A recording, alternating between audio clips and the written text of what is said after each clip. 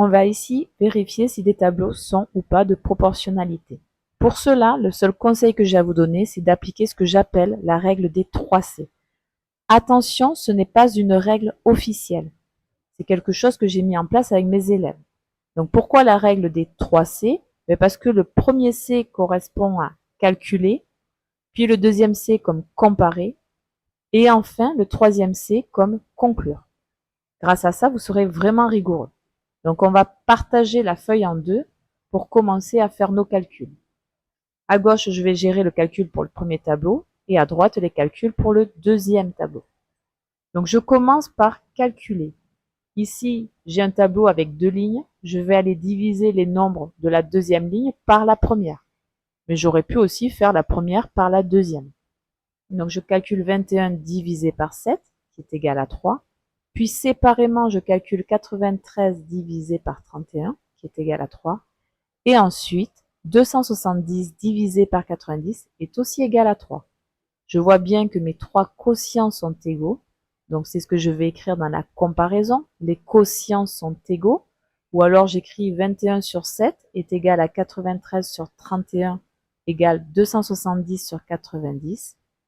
Et maintenant que j'ai comparé mes quotients, je peux conclure que c'est un tableau de proportionnalité. Je vais aller refaire mes trois étapes pour le deuxième tableau.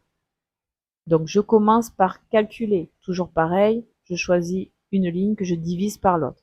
Ici, je divise 20,8 par 8, qui est égal à 2,6. Ensuite, je divise 31 par 12, et 31 par 12, c'est environ égal à 2,58. Ça y est, je n'ai pas besoin de calculer le troisième quotient, puisque déjà ces deux quotients-là ne sont pas égaux. Donc c'est ce que je vais écrire, 20,8 sur 8 n'est pas égal à 31 sur 12, ou alors j'écris les quotients ne sont pas égaux. Et donc, grâce à cette comparaison, je vais pouvoir écrire que ce n'est pas un tableau de proportionnalité.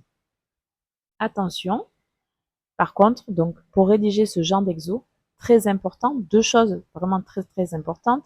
La première, c'est de calculer séparément et en faisant bien attention de toujours prendre les nombres d'une ligne en les divisant par les nombres de l'autre ligne.